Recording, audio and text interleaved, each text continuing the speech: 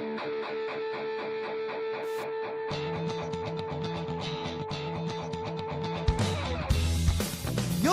listening to the Let's Go Buffalo podcast, your new favorite podcast for everything Bills and Sabres.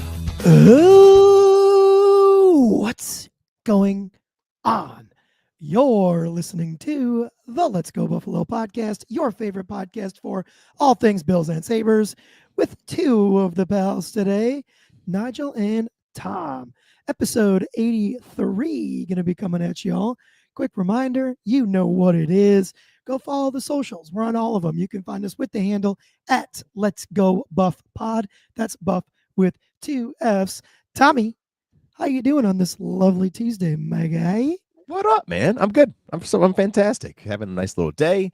I'm excited to be here chatting with you. And yeah, dude. Yeah, things are good. Things are good. We're getting closer to the end of the year. The teachers, I mean, yeah, you know how this feels. Like the teachers kind of getting to the end of the year is like a mad sprint as you're hurtling down the mountain, and the mountain's on fire and there's an avalanche coming too. Yeah. But the end is in sight, so that's a good feeling. I'm quite happy and content, and it's sunny and blue skies and all that kind of stuff. So yeah, man, no, I'm good. Things are good. Great. Yeah. Yeah. By running, but you also mean like kind of falling towards the end there. I just feel like you just kind of continuously falling over myself. Yeah. It's the Doctor Strange thing where they tilts the world, you know, and all of a sudden you're like, you go, yeah, that's what happens. Sure. So that pretty much sums it up. Yeah. Don't become a teacher, kids. Just kidding. It's a very noble profession. I left it, but that's okay. That's all right. Oh man. Yep. All right, pal. Everybody's got to do something. So everybody's got to do something. And now I'm doing coffee and beer, which, by the way, what are we drinking today, Tom? We're not drinking beer, but we are drinking coffee. Bean juice. Bean juice. Yeah. Anything cool about your coffee at all? Or? No, it came out of a coffee pot and I like it. And it's in my nice Buffalo Bills mug. That came from a Patriots fan friend. So, okay. Cats and dogs can live together, everybody. Good to know. Well, if you're a coffee nerd out there like I am currently drinking decaf because it's 3:00 in the afternoon where I am, but I'm drinking the sugarcane decaf from Black and White Roasters, which are out of one of the Carolinas. I want to say North Carolina, I think. Maybe. I think I'm right there. But anyway, Tom, there were a couple of things you wanted to kick around before we got into the meat of today's pod, which is going to be the state of the roster on the offensive side of the ball for the Bills right now. But before we get into that, Tommy, what do you want to chat about? I just wanted to pick your brain because every time Roger Goodell, NFL commissioner, speaking to a microphone, he seems to he has these grand ideas. I'm like, to be honest, I don't know if I want to see inside his head, but it kind of might be interesting. The guy is always talking about more. And I'm sure the NFL owners are just seeing dollar signs just sprout out from Goodell's head. But the two things I just wanted to throw around just to like, what would that mean for the NFL just in general? Not even just like the Bills, is the expansion from a 17 game schedule to an 18 game schedule. And then even the possibility of like teams being based internationally. So let's start with the international thing, just because it's kind of the one closest to the front of my brain. Every year we've been seeing games played internationally, right? I think it's been London. We've seen them in Germany, Brazil. Wasn't there just one in Ireland? Ireland, no, but I think that was college. I think it was college. Oh, it was college. Okay. Yeah, that was college. But still, like the same idea, right? Like they're trying to get a sport of American football in front of these like worldwide fans. And so I think we have like 8 games, NFL games being played internationally or something like that this season. And then every time he comes up, like he's always constantly talking about trying to get teams based internationally. And the idea just seems wild to me. What do you think? Yeah, so I'm going to be completely 100% honest, transparent. This is the first I'm hearing of them being based outside of the U.S., which I'll find an article here. You keep talking for a second. Which seems impossible. What I thought it was the idea of adding even more international games than there already are, which I absolutely cannot stand the international games. I don't think these fields are properly equipped to handle a football game. I don't think it's fair to the players, dude, without giving them like extra compensation. a massive toll on their bodies, you know, to go and like overhaul their body clocks like that. And you know, it just, I don't know, man. I don't like the international games at all. I wish we didn't do any of them. The players hate it. It seems like every time, I feel like every time the Bills go, somebody gets hurt. Yeah. Like, Yeah. wasn't the last time we went in London against the Jags and we Yeah. lost Bono and who else that game? Daquan. Jones. Yeah. So, Yep. I mean, It seems crazy. Like something will have to happen with sports medicine in order for athletes to be able to do this. Like some kind of big advancement, you know? I completely agree. I found a quote. So this is from February. The Associated Press, I've quoted on February 3rd, 2025, Roger Goodell. And I quote, I do think there's potential that someday we'll have an international franchise. If we do it, it would not surprise me at all if a Super Bowl follows and is played there. Just so I think it's on his mind. I don't think it'll happen soon. And I don't think it'll happen. Who knows if it happens at all, but he's at least thinking about it. And the guys, I mean, he's the one lobbying for all this and kind of pushing the league in certain directions. So I don't know. I mean, maybe it's not under his reign. Maybe it's the next commissioner is the one who kind of makes that happen or something. But I agree. I just don't know how it would work. You know, if you're playing, like it's enough. For one international game a season, just like you just said, like everybody spending time, you know, flying, you know, across the Atlantic Ocean to play in London. It's a big toll on athletes' bodies, but if a team is based there, they'd have to be flying all the time, right? That's multiple games a year. Yeah, dude, it almost feels like if you're gonna do that, like have a team stationed out there, you would need to have like be able to pull the trigger on 4 initially. Yeah. So that they can also whole division. Play each other a little bit. Yeah. Right. And that way there's someone's not traveling every single week. You know, that are you asking a team to bring his a player to bring his family to Barcelona? You know, like I don't know, man. I don't think it would be possible personally. I think that's outrageous. I think it's a crazy idea, but it's at least out there. Big shout out to our buddy Ethan. What's up, man? Thanks for hanging. We appreciate you. If anybody else is out there watching on YouTube, either live right now or later on, please drop a comment, drop a like, all that good stuff. We appreciate it. So I think that's the more outlandish one. I think the other one, 18-game season, I think that's happening. I think that's absolutely happening within the next few years. Really? Yeah, I think it's guaranteed. I don't like it. I don't think the players are going to like it. I think you're going to see, I think it's going to cause some issues with the players, truly. It's just such a grueling season, dude. It's such an unbelievably physical game. Yeah. Like, and if you do, you're going to have to infuse another, like it's going to have to be 2 bye weeks. You're going to have to.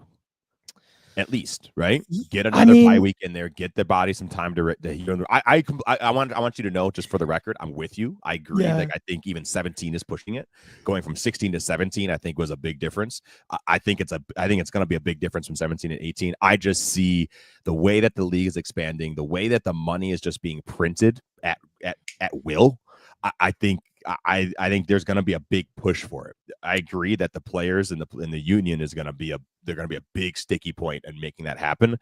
And I don't know what they'll want, what kind of concessions they'll want in return to make it happen. But it just, I think it's been already lobbied enough that I think with either under this CBA or the next one that comes up in 2030, I think there will be a push. Wow. That would be, I'm going to be surprised if it happens, honestly. But I also wouldn't be like, I wouldn't be shocked by any stretch of the imagination. It is more money, and that's what makes everything go round. But it would be crazy, wouldn't it? I feel bad for the players. Yeah. Though, ready? One other plus that would push the Super Bowl one more week later, which is like closer to President's Day weekend. So they throw the Super Bowl on, keep that Super Bowl on Sunday, at national holiday on Monday. Everybody gets the day off on Monday. That would be cool. That's not bad. You don't need to make the players play one more week, though. You could just do 2 bye weeks in between the conference championship games. You know, you're so practical, Nigel. You're so practical. Who knows? Yeah, we'll see. I think it was a big stretch. It's also just so weird going from 16 to 17 with like the records. Like 1,000-yard receiving season isn't that crazy anymore. Like Right. that's almost expected. Yeah. I Um, mean, yeah. I know you're gonna have to have like different eras of record books, yeah, right? Like, I don't know. especially at 18, right? And if we only had like 4 Yeah. years at Oh yeah. 17 Yeah. games, and Yeah. then all of a sudden, boom, now we're at 18. Like that's so much more playing time. Right. Um, yeah. Or Yeah. do you build in more rest weeks for players? So it's kind of like like pitchers in baseball pitchers don't play every game. Do you have? I don't. I think it would completely change how rosters are managed and put together. But Yeah. Like if you're the maybe Bills and you're playing a team that's like 2-9 or whatever, like do you sit Josh Allen that week? maybe because there's more games. Not all of them matter, but it's still like I don't know. It's yeah. Who knows? I Who hope for knows? the players. I hope for the players' sake and for the sake of injuries, because Yeah, injuries just can so quickly derail an entire season. I think you would shorten careers with the decision. Yeah. So I think you truly would. I'm going to be surprised if it happens. Not shocked, and I don't Yeah. predict that it will. Yeah. I feel you. Well, anyway, so just kind of curious. We'll see what happens. We'll probably, I'm sure, at some point, another quote will come out, and we'll talk about it again when it Yeah. comes. But let's talk some Buffalo Bills. Sure. The Buffalo Bills have made quite a few offseason moves through free agency, through draft, through all sorts of things. And I think now is a good time where it's May 13th. We're approaching rookie camp is live right now. And OTAs are going to start happening, and then we get training camp. I think we should take a look and see like, hey, what does all these moves? What do all these moves mean for the roster? And I think, like you said, we should start on the offensive side of the ball, and talk through like, are there position battles? Are there maybe scheme changes based on the certain personnel that was included? Like, what can we be expecting as we're going into this offseason to kind of learn more and more about the state of the roster? What position do you want to start at, pal? I'll let you pick. Let's start at quarterback just because I think this is so cut and dry. Okay, cool. So who's on the roster right now at quarterback? Right now, you're looking at Josh Allen, Mitch Trubisky, Mike White, Shane Buechele. Yep. And here clearly Josh is the starter, right? That nothing's happening there. Shane Buechele, I think, is pretty well locked in as a practice squad player, and I think the one where we could see some movement is either Mitch Trubisky or Mike White will be the backup QB, and the other will be cut. Yeah, dollars and cents wise, you're hoping that Mike White wins out that job because you can still release Mitch Trubisky and save yourself. I think it's like over $2 million if memory serves. It's not an insignificant amount of money, which that right there would go a long way in terms of making sure your draft picks are signed and which I mean hopefully all that's handled by the time a camp battle is decided. But it's good for the Bills' finances if Mike White wins out that job. Predictively, I don't think he does. I still think, as rough as he's looked in recent years, I still think personally Mitch Trubisky is the better of the two. But that's why you have training camp battles. Right. I'm honestly glad that we have a QB2 battle. I feel like for the last few years, it's kind of just been slotted in. Once the draft happens, we know who it is. Like they're not even bringing in and making an attempt at a battle. So I think that's good. And I really think the big thing is that who's Josh Allen comfortable with? Who is going to help Josh Allen prepare the best? That quarterback 2 position is the person who kind of comes in and pinch hits when needed.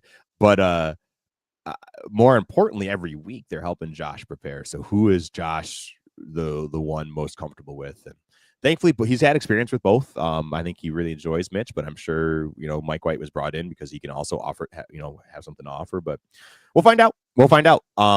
Again, if we lose Josh Allen, what's the point? Sure. Turn off the TV. Sure. Yeah. Yep. Totally agreed. Cool. All right. Well, that was easy. You're right. That was the easy one. Yep.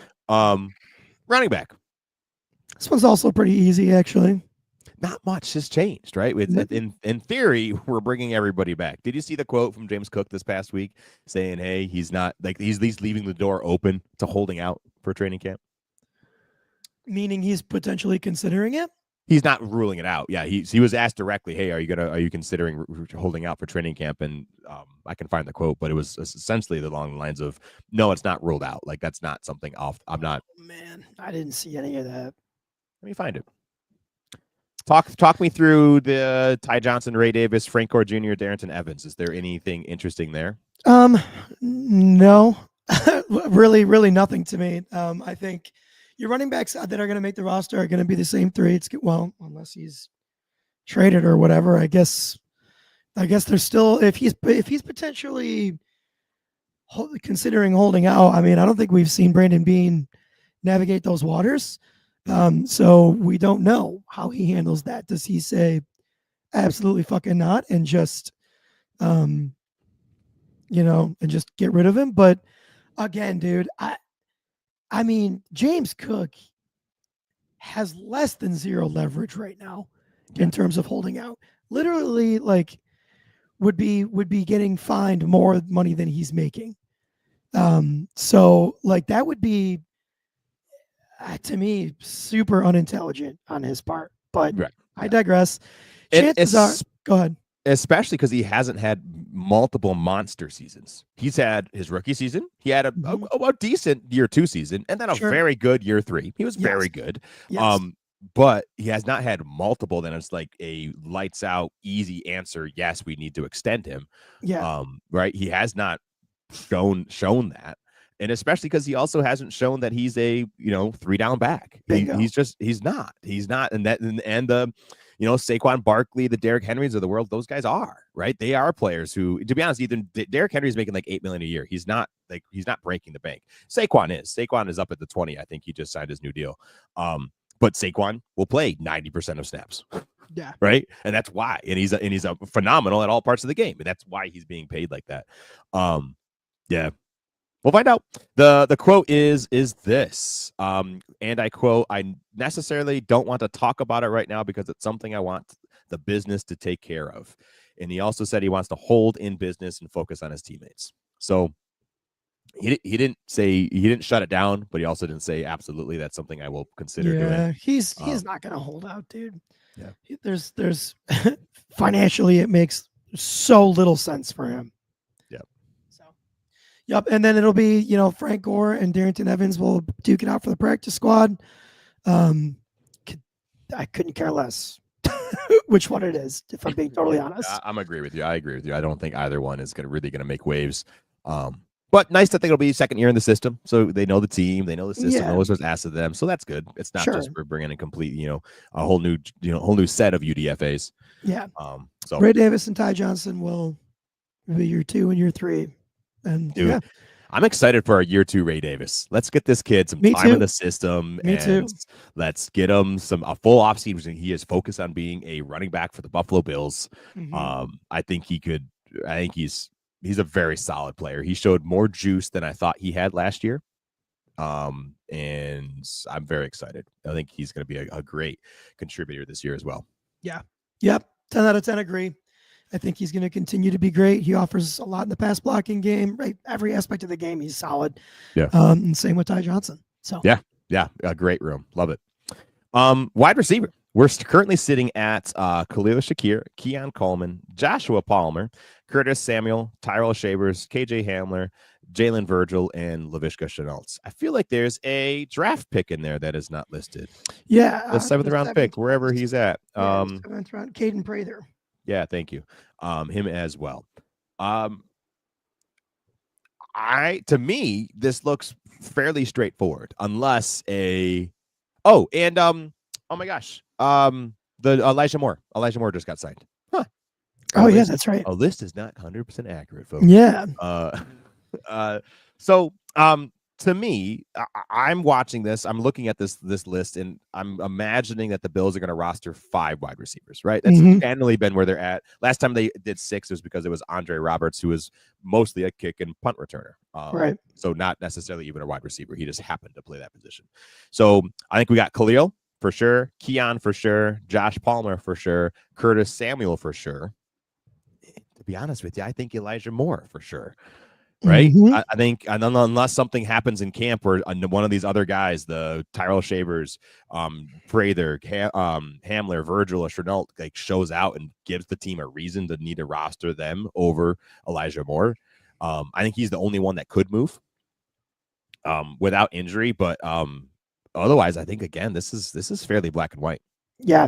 Yep. I totally agree with you. And yes, I am also seeing that our list is an issue in one or two more spots too. Okay. So, All right. Well, we'll edit it. yeah. But yeah, it's weird, man, because it felt to me like Caden Prather was drafted to be your wide receiver 5, your special teams guy, Mhm. right? And of those 5 guys you just named, right? Khalil, Keon, Josh Palmer, Curtis Samuel, and Elijah Moore. I'm not sure which one of those guys is 100% your special teams guy. You know what I'm saying? Is it True. Curtis Samuel? Is it Keon Coleman? Like, I'm just not sure. I don't think it's As Khalil Shakir. I as don't in think it's big, Josh. like a bigger body. I think Elijah Moore could offer some return upside, but Yeah, not like totally. playing or fielding or blocking on kicks and punts. Yeah, I but don't think any of them. I'm thinking like blocking on kicks and stuff like Like a that. Like, Mac Collins role. yeah, Yeah, exactly. And yeah. I struggle to see which one of those guys is going to be that, because I would imagine that the vision for them is to have a bigger role than that. I wonder if it's like a maybe it's kind of like a wide receiver 4A, wide receiver 4B situation, and that quote unquote fifth receiver is a different player all the time. Or maybe it's 6 wide receivers and Caden Prather is still your bottom of the barrel guy. I'm really not sure. That's a good point because you're right. There's not many of those guys that can offer much special teams upside. Or Keon seems like the most logical guy to me, but on that same token, I don't think they want to put him in that position and risk the potential injury. or the other time away from just focusing on being a Buffalo Bills wide receiver, right? You Sure. have to, right? There's a lot of special teams is still a big time crunch and a big devotion of time to learn Totally. the position and learn what to do. And especially considering that they're the kind of the verbiage used around Keon this offseason, they want him to focus and to make steps because they're expecting a lot of him. Sure. Yeah. So yeah, dude, and I think the rest of these guys, Tyrell Shavers, KJ Hamler, Jalen Virgil, Laviska Chenault. I think probably 2 of those guys will make the practice squad, if I remember correctly. I don't think it's more than that. It's probably, at a quick guess, it's probably Shavers and Caden Prather, or probably Shavers and Hamler. Yeah. But who knows? Maybe Laviska Chenault has an unbelievable camp. I don't know, dude. Yeah, I think that would be a stretch Yeah, for Laviska. For sure. Who outside of Khalil Shakir, I think he obviously is absolutely the engine of this offense and we'll see lots of targets. Who do you think will be kind of the surprise of, wow, this player is making a bigger impact than we thought? Well, I guess to me, I don't know how much of a surprise it would be, but I think Josh Palmer is going to be exciting. I think having him on this team is going to be a type of player that Josh Allen's going to have success with. And I really think there's a lot of potential for that hookup to be solid. I also feel similarly about Elijah Moore. Again, a type of player that in the past Josh Allen has, had success throwing the football to. So, I just think that could be a fun situation there. But I don't know how big of a surprise that would be. I think Palmer's going to be I think for the general Bills Mafia, I think Palmer will be a surprise. I don't think people are excited about Joshua Palmer. Yeah, I don't think, he's not a big name, right? He's been on a Chargers team that's been, who's had Keenan Allen and Mike Williams, as the 1 and 2. And yeah, you're going to be kind of, underneath that, and Hunter Henry too, who had a couple big seasons for them. So I think, yeah, you're going to get kind of buried in terms of targets and opportunities to show what you can do behind 2 wide receivers like that, and 3 if you include, Hunter Henry as a pass catcher. So you don't have a legit number 1 wide receiver in Buffalo. It's a place where we know everybody eats, and I think Joshua Palmer could have a bigger role here than he ever did with the Chargers. I'm excited. How excited is Elijah Moore to be with Josh Allen now? Like the I guy's mean, got to be like, finally, he's like, I yeah, can finally have somebody who can throw the ball. yeah, somebody with a pulse at the Yeah. quarterback position for him. Because yeah, I don't think he's ever had. I don't have a list in front of me, but He went Jets to Browns, so he had Zach Wilson, he had Sam Darnold, right? He had Deshaun Watson, he had the 5 quarterbacks who started for the Browns throw to him. yeah, Like dude, that's just absolutely unbelievable. oh, the guy's probably just so thrilled. It's got to be excited. Just so thrilled. Yeah. Love it for him. All right. Move on to tight end. Yep. Cool. So tight ends, we got Dalton Kincaid, Dawson Knox, Zach Davidson, and then the new rookie. Do you have the name handy on the top of your mind? I do. Jackson Hawes. Jackson Haas. And I think this is a very easy. This offensive side of the ball, there's not much movement. The defense, when we talk next week, will be all sorts of new pieces and parts. Yeah. I think this is an easy Dalton Kincaid, Dawson Knox, and then Haas. Yeah. Yeah. I believe there's one other name somewhere on the tight end room that's like a practice squad contender, but I'm not positive about that. But yeah, I totally agree. I think Quentin Morris is I think with the signing of Jackson Hawes, you essentially say your goodbyes to Q Morris and you say thank you for everything. And he was great for the Bills, but this is going to be a more cost efficient option.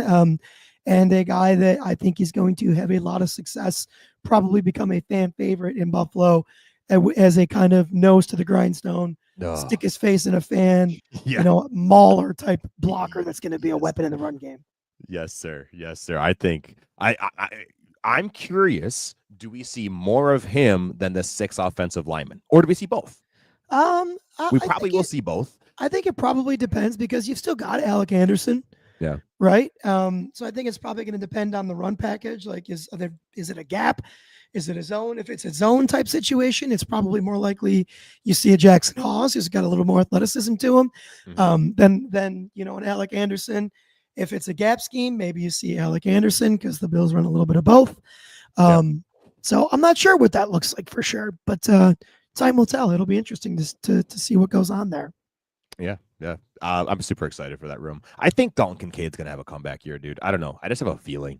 Yeah, I just have a feeling. I'm confident in the Bills' year 3 burst for him this season. I'm looking forward to that. I think a lot of his lack of success this season, this past season, could probably be put on Josh Allen in a lot of areas. I'm.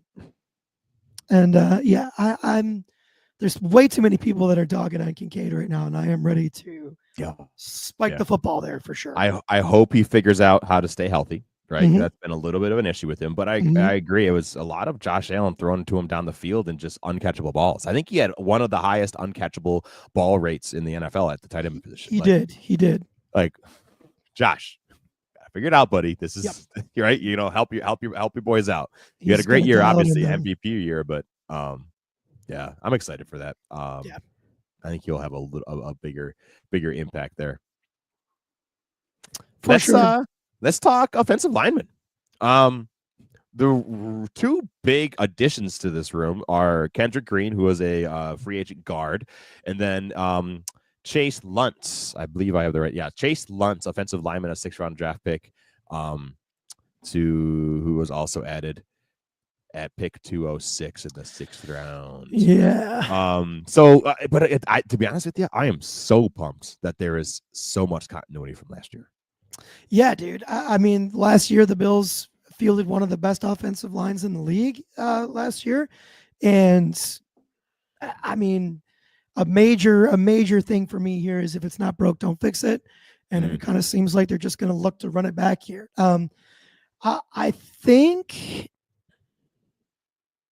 I think the most interesting thing here for me is the lack of contract extensions for Connor McGovern and David Edwards, because both of these guys are on expiring deals. And I have to imagine that the plan here is to tap into this depth, because I think the offensive line room for the Bills is kind of an embarrassment of riches a little bit. Yeah. I think there are a lot of very competent players. You've got, I literally think you've got 3 to 4 guys here that could be legitimate starting players in this league. I think Alec Anderson could start. I think Ryan Vandemark could start.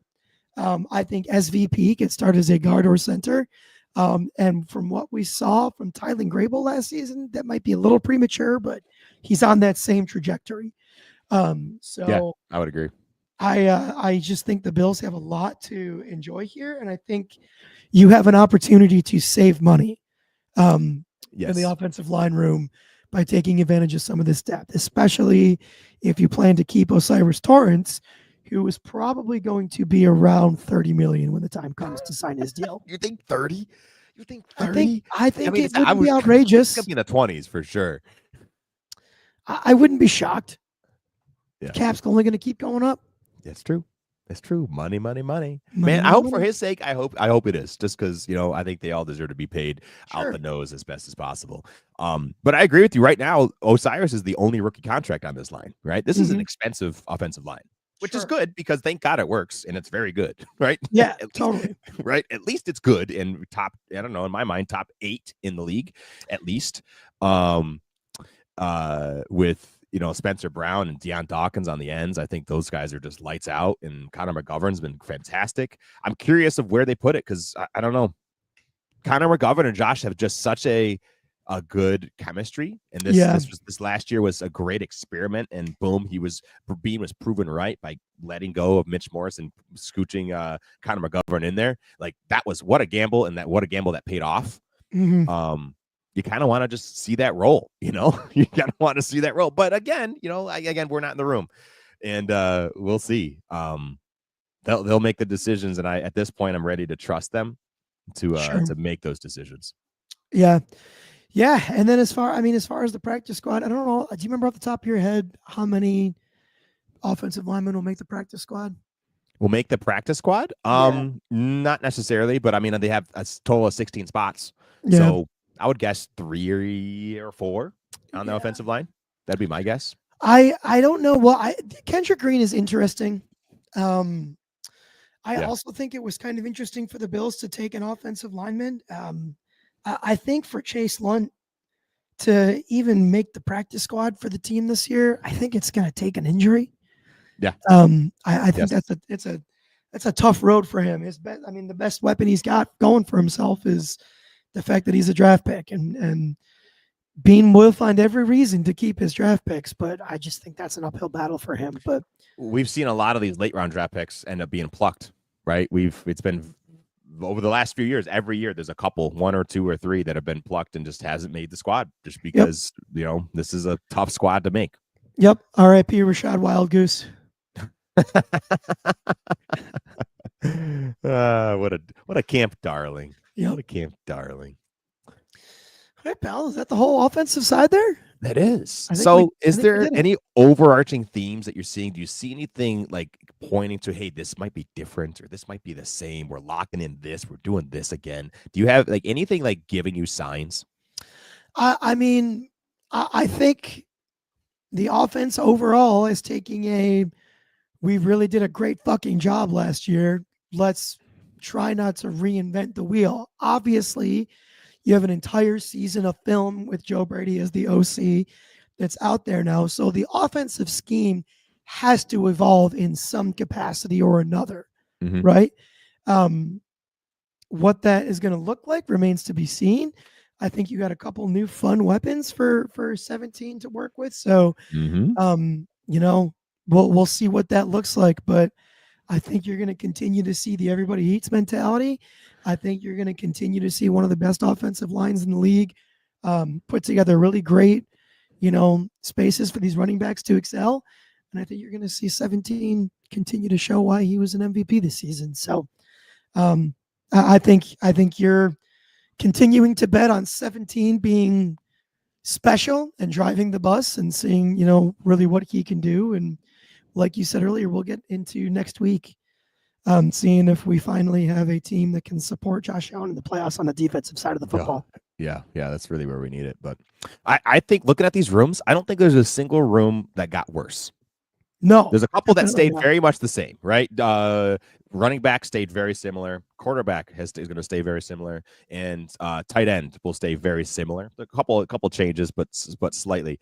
But none of them got worse in my minds. I think if anything, we're kind of betting on some more development from like James Cook or Ray Davis, and that room could get improved.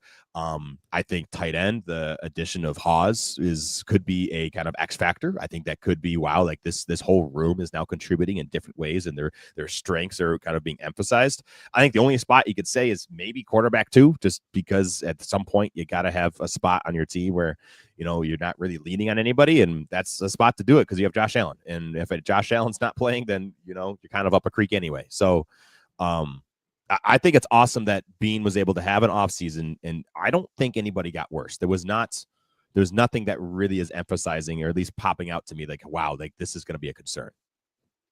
Totally agreed, dude. Yeah, I think you said it perfectly when you said that there was no area of the offensive side of the ball that got worse. Yeah. And I would make the argument that if anything, it got better with the additions of Elijah Moore and Joshua Palmer. Yeah, I think that's absolutely better than last year. I mean, Yep. we were rolling out MVS and Mac Hollins, and I think that was it. I can't remember, but like that we were rolling out some kind of hope to bees.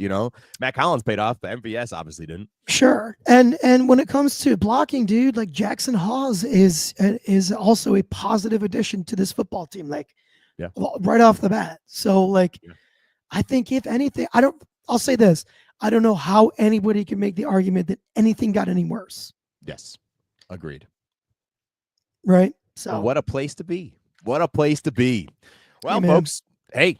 Stick around for next week. We're going to go check in and dive into the defensive side of the ball, which is a lot more kind of motion here. So there'll be some more kind of elaborate discussions going on that side. But as always, thank you so much for hanging out with us, and we really appreciate you. Thank you all from the bottom of our hearts for spending some time with us. Please give us a like and a follow on Instagram, X, TikTok, and our YouTube channel at Let's Go Buff Pod. These are my pals, Jake and Nigel. My name is Tom, and you're listening to the Let's Go Buffalo podcast. We're sending you love wherever you are. Go Bills, go Sabres, let's go Buffalo.